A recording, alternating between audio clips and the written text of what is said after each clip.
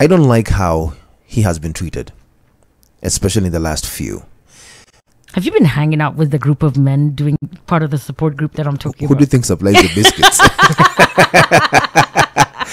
but on the real, like by the time he's coming out, and his language is also very telling. You know, he doesn't even call her by her name. He says governor, which I think as he should. Exactly, which I think for me, I don't think is, you know, feeling belittled by her position or anything. Yeah. Because he'd have easily been like my wife, but he says our governor, you know. So what's the problem?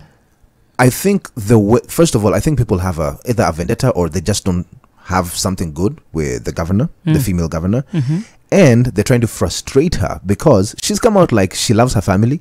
She's like, "Wait, kuja twende huku," and they're using that, in my opinion, to frustrate her by frustrating her family to the extent where this guy is saying he's being told he can't sleep in their house together with his spouse. Yes, allegedly. You know, yes, allegedly.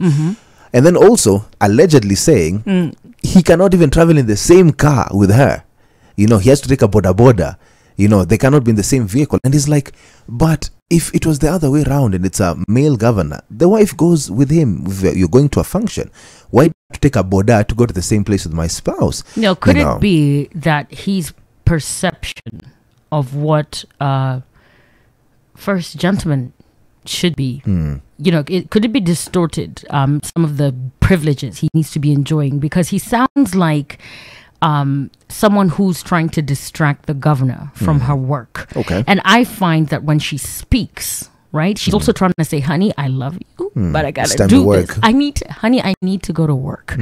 I find that as women, to honor your husband, there's certain things naturally you may look as if you're not doing simply because you're standing in your strength. You're standing in your power. That's what she's doing. So I'm questioning, what are these events, state events, county events that he's supposed to be going at? Honey, I'm going to work. What are you going to do? Maybe he needs to be a band practice. Maybe he needs to be doing... I'm just thinking to demarcate what she's doing and what he's doing, and then they get home and do whatever they need to do and organize themselves. From the way the body language looked and the way she had to come dressed twinning as him, and it's not a wedding, I thought to myself, could she be trying to prove to him that I'm still your girl, but I'm governor today? And is it a struggle with men when a woman is trying to be 100% in element and still honor you? Does honoring you mean toning down, watering yourself down? I think she's under siege. Okay. I think she's in trouble. It's a good conversation. I think she's in trouble and she needs to do this African wife thing. And then she still also needs to prove to you know, her people in Meru and also the country at large, because now they've involved us and now we're having this conversation on morning radio. They shouldn't have done that, but it brings a very interesting conversation about women in these positions of power and how we can have it all. Can she have that position and still have the position of him being secure as the wife? I'm your wife. Because some of the things he talked about were things that have nothing to do with him as a husband, everything to do with her as governor. I want to ride in your car, honey. I want to do this. So I'm just thinking, and I'm just, you know, as a layman, what are the other husbands doing of these female governors?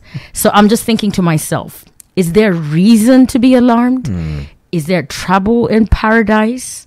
Can this relationship work if she's powerful? If she is his governor?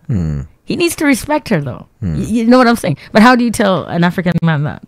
How do you tell him, look, I'm going to work. You need to step back from the microphone, honey. I'll see you in the evening. I'll be home. And what would make this man happy? Because he had a list of things that he was not satisfied about.